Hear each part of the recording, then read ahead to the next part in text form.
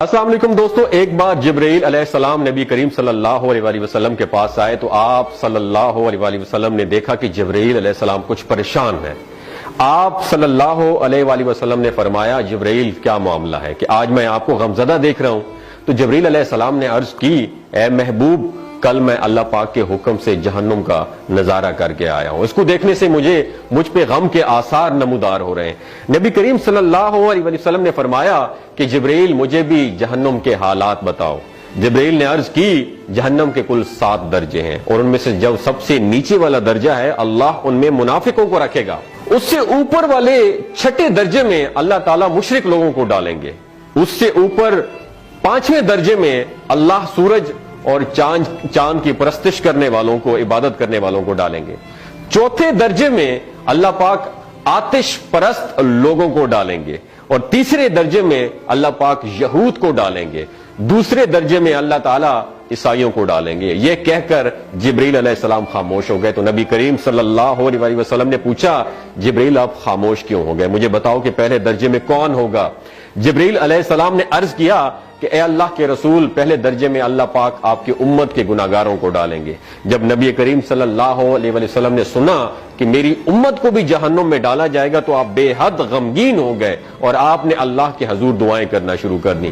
3 دن ایسے گزرے کہ اللہ کے محبوب مسجد میں نماز پڑھنے کے لیے تشریف لاتے، نماز پڑھ کر حجرے میں تشریف لے جاتے اور دروازہ بند کر کے اللہ کے حضور رو رو کر دعائیں فرماتے۔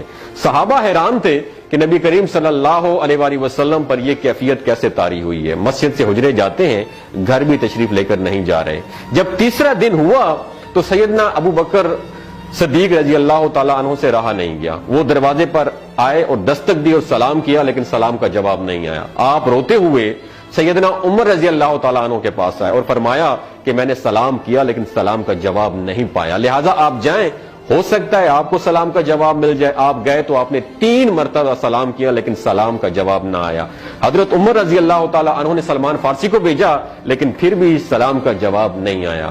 حضرت سلمان فارسی نے واقعے کا تذکرہ حضرت علی رضی اللہ تعالیٰ عنہ سے فرمایا۔ انہوں نے سوچا کہ جب اتنے عظیم شخصیت کو سلام کا جواب نہیں ملا تو مجھے بھی خود نہیں جانا چاہیے، بلکہ مجھے ان کی نور نظر بیٹی حضرت فاطمہ رضی اللہ تعالیٰ عنہا انہیں اندر بھیجنا چاہیے۔ لہٰذا آپ نے حضرت فاطمہ رضی اللہ تعالیٰ عنہا کو سب احوال بتا دیا۔ آپ حجرے کے دروازے پر آئیں، ابا جان السلام علیکم۔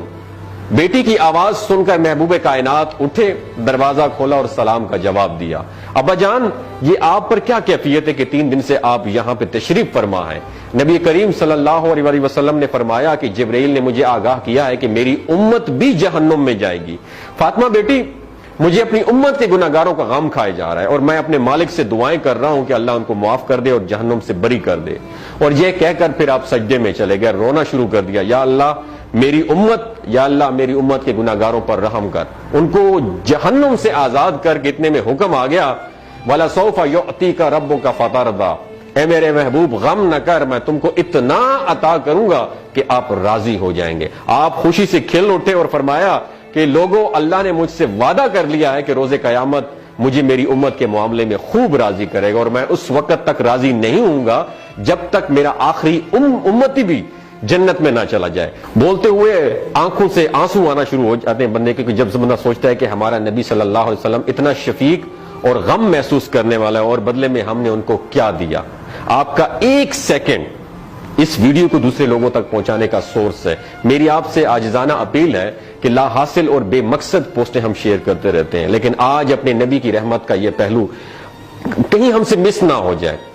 ایک شیئر کر کے اپنا حصہ ضرور ڈالیے گا، کیا پتہ کون گناہگار پڑھ کر راہ راست پہ آ جائے اور دوسروں کو تھوڑی سی ہدایت مل جائے۔ کہنے کا مقصد یہ ہے کہ ایک نبی ہمارے لیے اتنا غم خوار ہے اور ہم یہاں بیٹھ کے اس کی امت کے اوپر اتنے مظالم ڈھائے جا رہے ہیں، ہمارے فلسطینی بھائیوں پہ اتنا ظلم کیا جا رہا ہے، لیکن ہم ٹس سے مس نہیں ہو جا رہے۔ آج ہمارے پاس اگر تلواریں ہوتی تو ہم تو بالکل سوچنا ہی ختم کر دیتے، لیکن آج ہمارے پاس میزائل ہیں، آج ہمارے پاس ایٹم بم ہے، لیکن پھر بھی ہم بے حس بنے ہوئے ہیں۔ اللہ تعالیٰ ہمیں ہدایت نصیب فرمائے، اللہ تعالیٰ ہمارے لیے آسانیاں پیدا فرمائے اور اللہ تعالیٰ ہمیں نیک کام کرنے کی توفیق عطا فرمائے۔ اپنا اور اپنے ساتھ